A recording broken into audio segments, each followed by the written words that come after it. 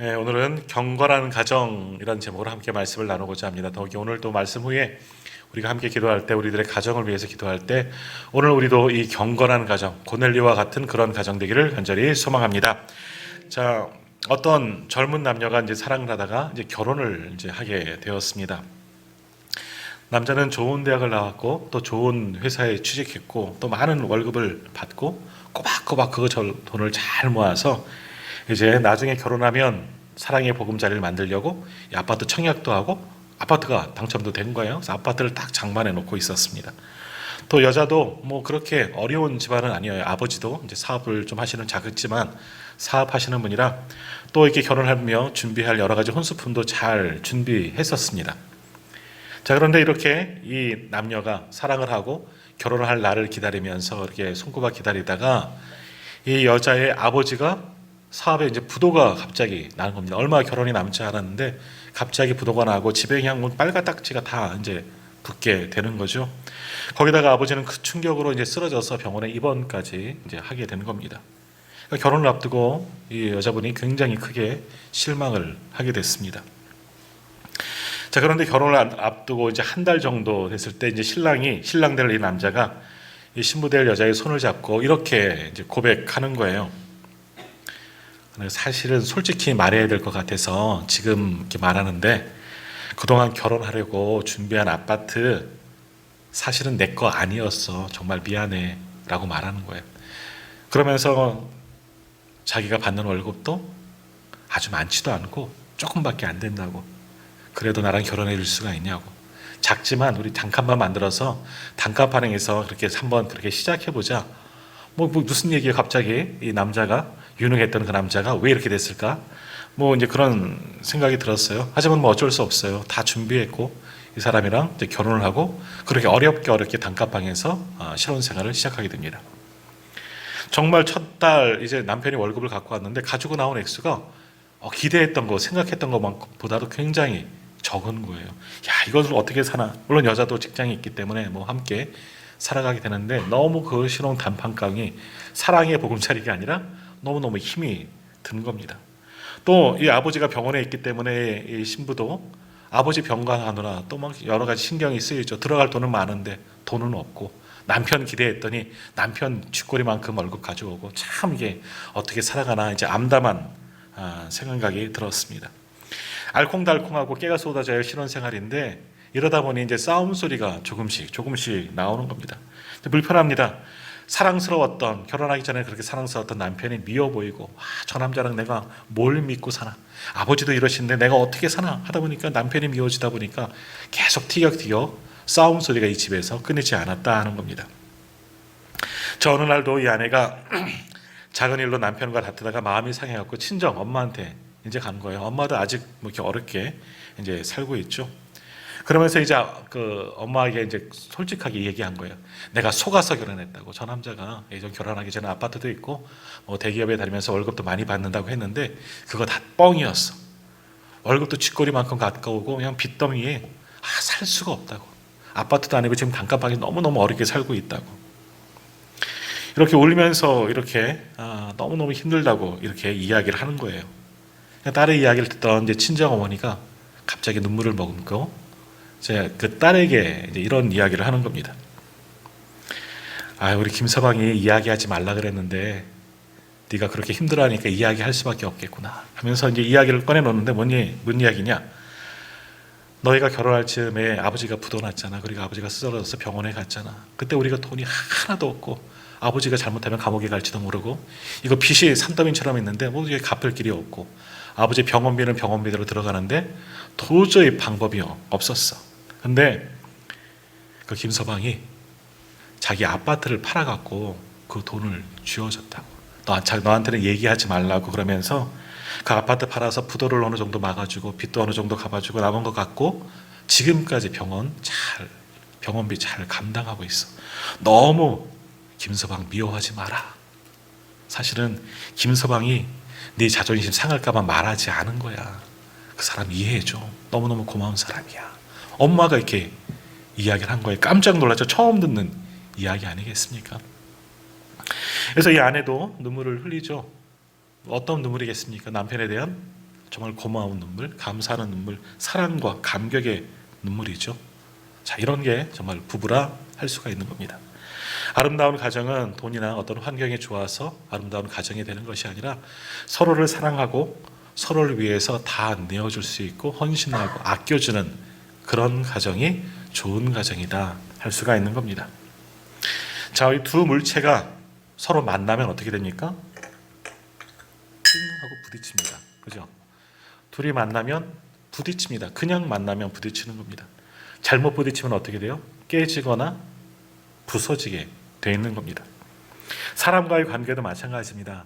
두 사람이 만나는 것, 사랑하지만 두 사람이 함께 살다 보면 부딪힐 때가 많이 있어요. 잘못하면 깨지기도 하고 부서지기도 하고 상처받기도 하는 것이 우리들의 모습이다. 그렇지 않으려면 어떻게 해야 되느냐? 품어줘야 되는 거고요. 용서해줘야 되고요. 감싸줘야 하고 양보해야 되는 겁니다. 이해해야 되죠. 수고하고 노력하지 않으면 항상 싸우고 다툴 수밖에 없는 겁니다. 오늘 우리도 우리들의 가정도 한번 잘 생각해 봐야 되는 겁니다. 자, 오늘 본문 말씀 보면 우리에게 귀감이 되는 한 가정의 이야기, 특별히 우리 믿음의 사람들에게 굉장히 본이 되어오는 정말 말씀의 제목처럼 경건한 가정, 바로 고넬료의 가정의 이야기가 오늘 기록되어져 있습니다. 뭐 이야기 너무나 잘 아는 이야기인데 오늘도 주신 말씀을 통해서 이 고넬료의 가정, 그가 어떻게 경건한 가정이 되고 하나님께서 보시기에 아름다운 가정이 되었나, 또 우리가 이것을 통해서 이 가정을 통해서 배울 것은 무엇인가, 함께 이 말씀을 통해서 함께 나누고 은혜 받는 귀한 시간들이 되기를 소망합니다. 더욱이 이 고넬료의 가정, 사도행전 10장 여기만 나오고 쏙 지나갈 수 있어요. 그런 가정이 있었다더라. 미운 이방인이고 믿음 좋은 가정이고 하나님께 칭찬받고 또 어찌어찌 베드로의 말씀도 듣고 많이 은혜 받았다더라. 이렇게 우리 넘어갈 수 있지만 이 사도행전 10장이 굉장히 중요한 장이에요. 고넬료의 가정에, 그 가정이 먼저 예수를 믿었지만 구원을 받고 그 가정 모든 식구들이 믿었다는 것이 사도행전에서 굉장히 중요한 부분이다 할 수가 있는 겁니다. 왜냐하면 이 고넬료 가정 사건 전과 후가 좀 나뉘어지게 되는 겁니다. 예수님께서 승천하시면서 뭐라고 말씀하셨죠? 복음을 어디까지 증가하라 그랬어요? 예루살렘과 유다와 사마리아와 땅끝까지. 자, 근데 9장까지는 복음이 어디 있을까요? 아직 예루살렘에 머물고 있습니다. 이는 뭐예요? 복음이 유대인들, 이스라엘 백성들에서 넘어가지를 못하는 겁니다. 주님은 땅끝까지 증가하라 말씀하셨는데 아직 성령, 사도행전 2장에 보면 오순절 성령 사건이 있잖아요. 이방에서 온 사람들 믿지만 아직은 예루살렘을 벗어나지를 못했다는 거예요. 아직은 유대인들 안에게만 갇혀있는 복음이었어요. 근데 이 고넬료 가정, 이방인 가정 아닙니까? 로마 백부장 아닙니까? 이 가정, 이방인 가정이 구원을 받고 그 가정이 다 믿음을 통해서 거기에서부터 또 다른 이방을 향하여서 복음이 전파되기 시작하는 겁니다. 그러니까 10장이 굉장히 중요한 거예요. 10장 이후의 사건들은 이제 예루살렘의 복음이 머물러 있지 않아요. 예루살렘을 떠나서 더 위쪽 사마리아를 지나서 이제 이방을 향하여서 유럽을 향하여서 땅끝을 향하여서 복음이 나아가는 겁니다. 그러니까 고넬료가 예수 믿었다는 것, 그 가정이 구원받았다는 것 굉장히 중요한 사건입니다. 그냥 흘려 지나가는 한 가정의 이야기가 아니라 복음의 역사에 있어서 굉장히 중요한 가정입니다. 고넬료 가정, 그 가정교회를 통해서 복음이 세계를 향하여서 더 한 걸음 내딛게 되는 사건이 바로 오늘 본문에 나오는 사건이다라는 겁니다. 이거는 교회 역사 가운데 중요한 사건이지만 오늘 우리가 볼 것은 그것이 아니라 이 고넬료가 어떻게 하나님께 칭찬받는 가정, 말 그대로 경건한 가정이 되었는가, 우리는 무엇을 배워야 하는가, 이제 그것을 몇 가지 이제 살펴보고자 합니다. 그래서 오늘 이 경건한 고넬료의 가정이 우리에게 주는 교훈은 뭐냐, 한 세 가지 정도로 나눠 살펴볼 텐데, 첫째, 고넬료의 가정은 어떠한 가정이에요? 온 집안 식구들이 예수 믿는 가정이에요. 하나님을 믿는 가정이에요.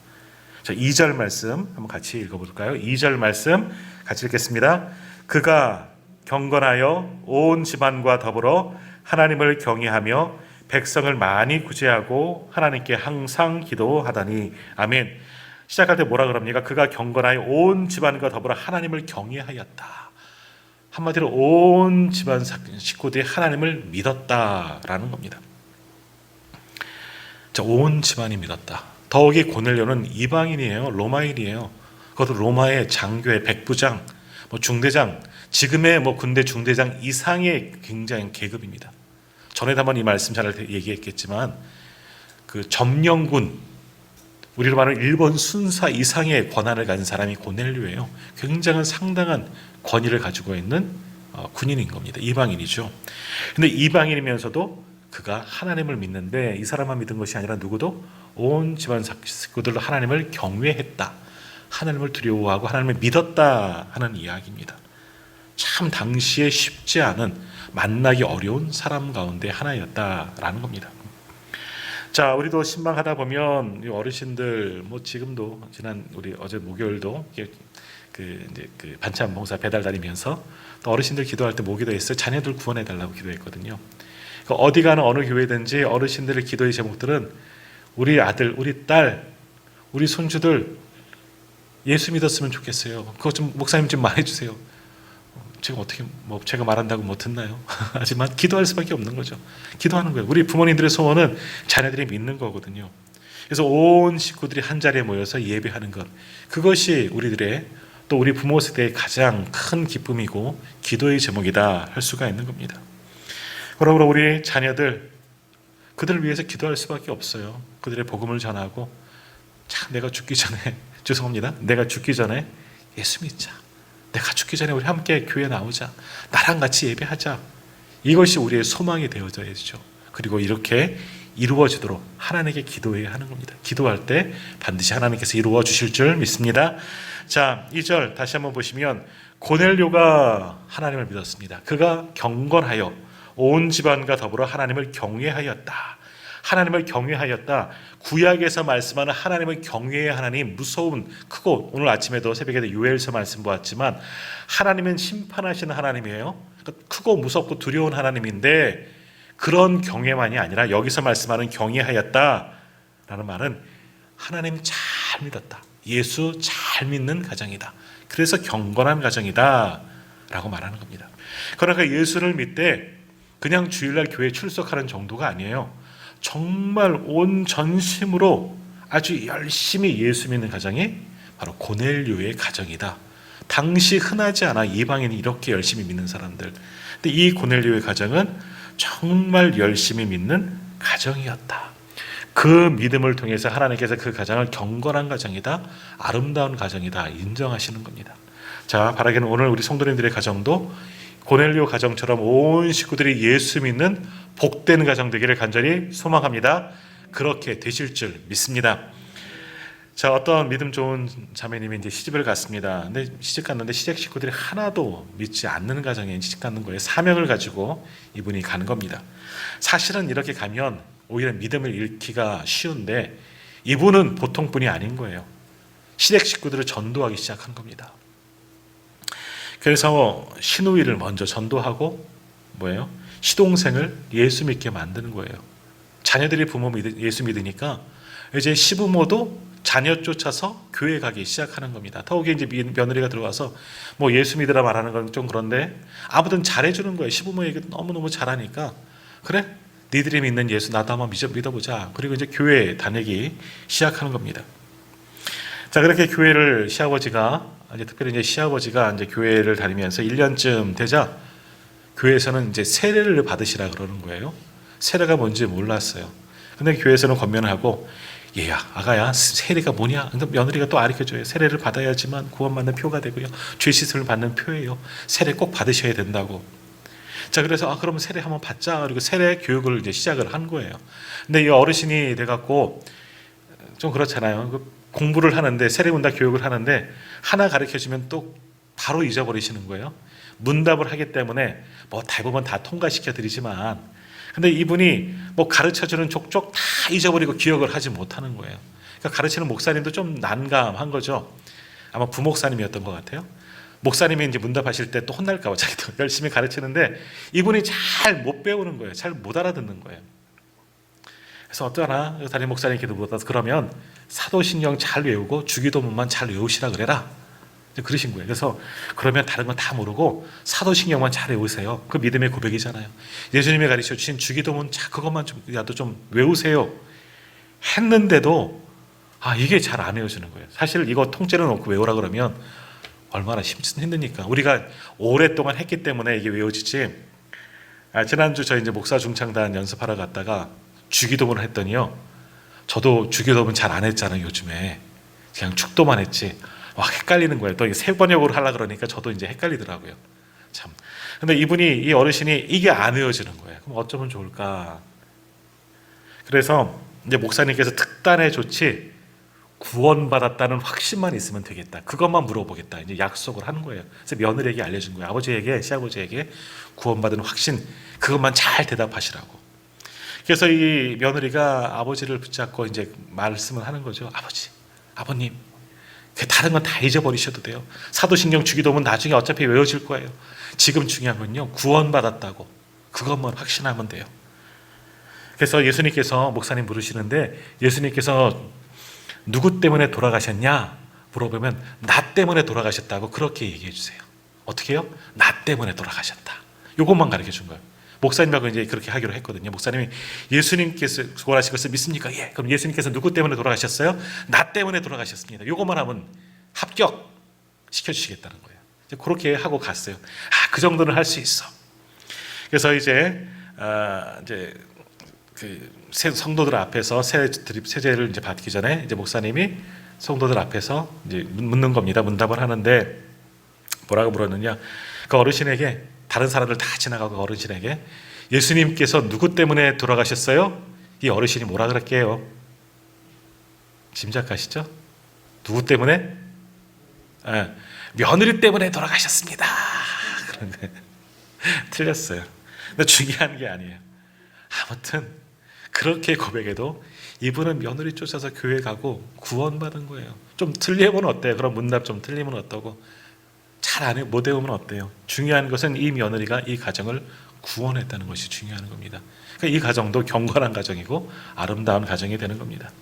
자, 우리 예수 믿으면 뭐 여러 가지 교회에서 하는 것들이 있어요. 또 교육도 받아야 되고, 우리 예전처럼 뭐 제자 훈련은 안 하지만 그런 것도 해야 되고, 뭐 해야 되지 않을까, 뭐 봉사해야 되지 않을까. 중요한 게 아니에요.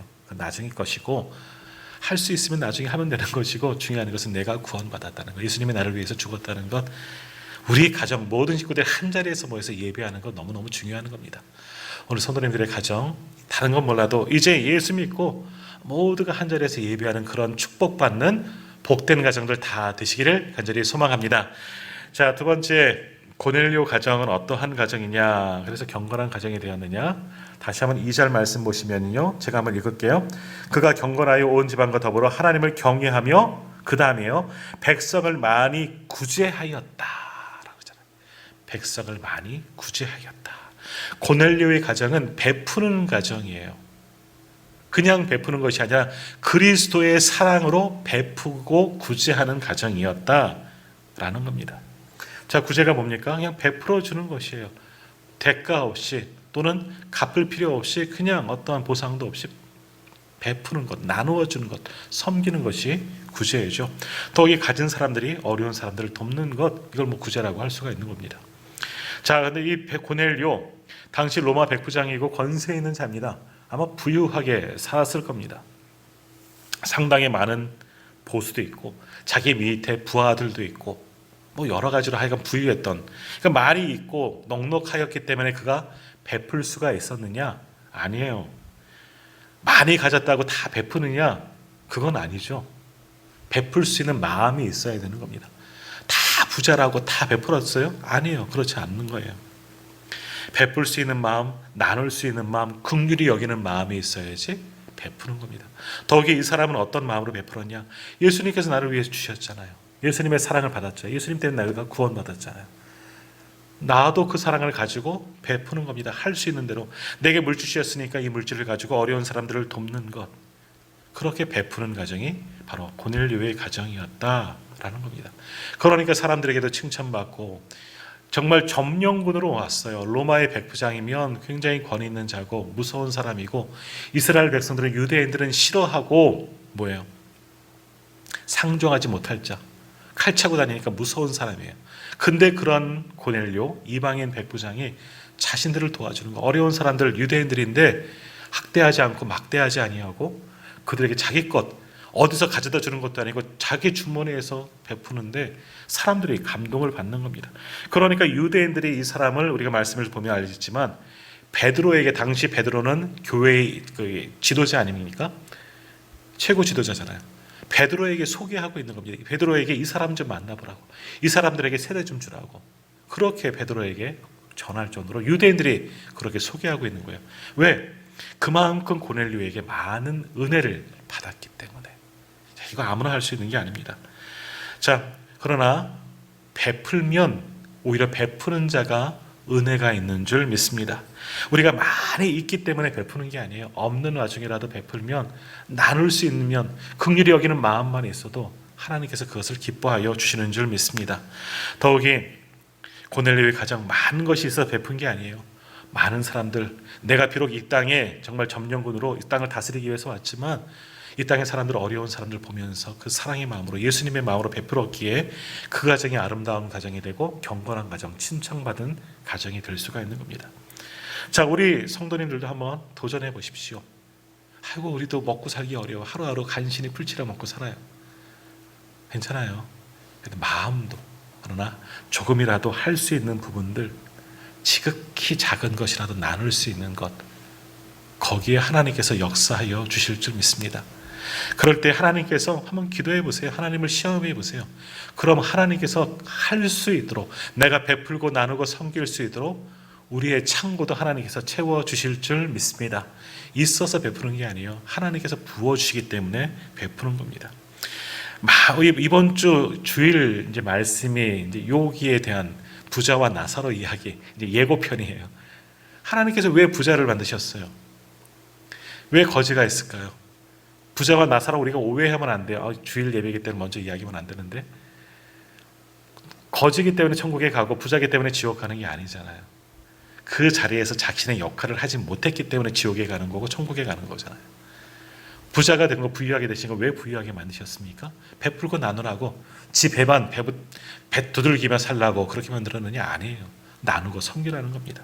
하나님께서 우리에게 주신 것은 나누고 섬기라고, 하나님 거예요. 우리 게 아니고. 그러니까 그렇게 고넬료는 그 은혜를 깨닫고 하나님 나라의 비밀을 깨닫고 나누고 베풀었기 때문에 경건한 가정이 되고 칭찬받는 아름다운 가정이 되었다는 겁니다. 오늘 우리들의 가정이 그러한 가정 되기를 간절히 소망합니다. 자, 마지막 세 번째, 고넬료의 가정에서 우리가 본받아야 할 것은 또한 이건데요. 2절 끝에도 기도하는 가정이다, 이것도 있지만 또 하나 뭐냐 하면 고넬료의 가정은 말씀을 듣는 가정입니다. 말씀을 중심이 되는 가정이에요. 쭉 넘어가셔서 33절 한번 보겠습니까? 33절 말씀, 10장 33절 한번 같이 읽겠습니다. 33절입니다.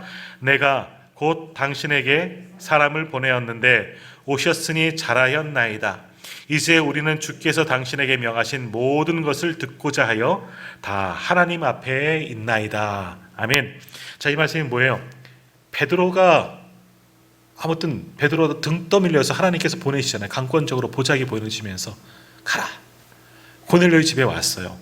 그래서 고넬료 집에 베드로가 왔더니 고넬료가 하는 말이에요. 당신께 사람으로 오셔서 너무너무 감사합니다. 이제 말씀하옵소서. 주님께서 당신의 입술을 통해 주시는 말씀 우리가 잘 듣겠습니다. 맨 마지막에 뭐라 그래요? 다 하나님 앞에 있나이다. 야, 얼마나 은혜되는 말씀입니까? 아마 이 말씀 우리 목사님들, 저도 그렇고 목사님 들으면, 설교를 들으면서 제가 하나님 앞에 있습니다, 제가 그냥 목사님 앞에 앉아 있어요, 오늘 예배 드리러 왔어요, 말씀 한번 해보시오, 이게 아니고 말씀을 들을 때 제가 하나님 앞에 왔습니다. 목사님들이 얼마나 기분이 좋을까. 물론 목사들도 하나님 앞에 서서 하나님의 말씀을 대언하는 자이긴 하지만 너무나 귀한 말씀이에요. 귀한 고백이죠. 고넬료는 이방인이지만 유대인들 중에도 이런 사람 없잖아, 이런 믿음 가진 사람 없잖아. 예수님이 이 땅에 계셨다면 굉장히 칭찬했을 거예요. 내가 유대인 중에, 세상 사람 중에 이만한 믿음 있는 사람들 내가 못 봤다. 예수님 또 한 번 그러셨을지도 몰라요. 고넬료는 하나님 앞에 있습니다. 지금 베드로가 하나님처럼 보이는 게 아니라 베드로가 선포하는 말씀이 하나님의 말씀으로 믿는 겁니다. 그러니까 내가 하나님 앞에 있습니다. 주여 말씀하옵소서. 종이 듣겠습니다. 얼마나 대단한 믿음입니까? 그만 모였습니까? 그만 말씀을 들어왔습니까? 계속해서 말씀을 보면 고넬료의 집안 모든 사람들이 그 자리에 왔다는 겁니다. 남녀노소 일하는 사람들도 지금 중요한 것은 귀한 손님이 왔으니까 좋은 거 대접하고 먹고 마시고 뭐 세례도 받자 이게 아니고요. 뭐예요? 말씀을 듣는 거예요. 베드로도 이 집에 신방 간 거, 소위 말하면 신방 간 거잖아요. 뭐 세 가족 왔으니까 영접 신방 간 거고 세 가족 신방 간 거예요. 지금 베드로가 하는 것도 뭐냐면 말씀을 전하는 게 먼저라는 겁니다. 하나님의 말씀을 이 가정을 변화시키는 게 먼저였잖아요. 그러니까 말씀을 전하는 자라 왔고 그 말씀을 하나님의 말씀자로 듣니 얼마나 은혜가 넘치겠습니까? 이 자리가 얼마나 은혜의 자리겠습니까? 자, 오늘 우리들의 가정이 그렇게 하나님의 말씀을 듣는 가정들 되기를 간절히 소망합니다. 하나님의 말씀을 들어야 사는 겁니다.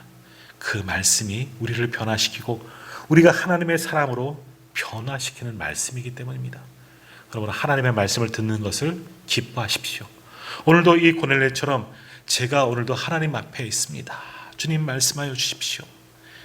종이 듣겠습니다. 겸손한 마음으로 그렇게 말씀 앞에 설 수 있는 우리 모두가 되기를 간절히 소망합니다. 그럴 때 그 말씀이 우리 가정을 변화시켜 주실 줄 믿습니다. 그러니까 뭐예요? 아직 우리 식구들 가운데 믿음이 연약한 사람들 한 번만 가서 말씀 들어봐. 이제 그것도 잘 안 해요. 한 번만 와서 들어보자. 한 번만 가서 말씀 한번 들어봐. 이 약 한 번 먹어봐. 옛날에 많이 했잖아요. 동네 가면 약장수 들어와서 이 약 한 번 먹어봐. 뭐가 낫고 뭐 애도 들었고 뭐 다 그러잖아요. 말씀 한번 들어보라니까요. 말씀의 자리로 데리고 나오라니까요. 그러면 놀라운 역사가 반드시 일어나는 줄 믿습니다. 자, 말씀을 한번 정리합니다. 고넬료의 가정은 경건한 가정이에요. 왜? 그 가정이 로마인들이었지만 이방인이었지만 당시 어떻게 복음을 받아들였는지는 모르겠지만 예수 믿는 가정, 하나님을 경외하는 가정이 되기 때문에 그 가정이 경건한 가정, 귀하고 아름다운 가정인 겁니다. 또 그 가정이 베푸는 가정이에요. 어렵고 긍휼을 받을 사람들 아낌없이 베푸는 가정이기 때문에 경건하고 하나님의 칭찬받는 가정입니다. 또한 하나님의 말씀 앞에 선 가정입니다. 말씀을 듣기를 사모하는 가정이죠. 온 식구가. 그러니까 하나님께서 기뻐하시는 가정이고 이러한 가정이 있었기 때문에 그 가정교회를 통해서 이방인들에게도 복음이 전파되겠죠.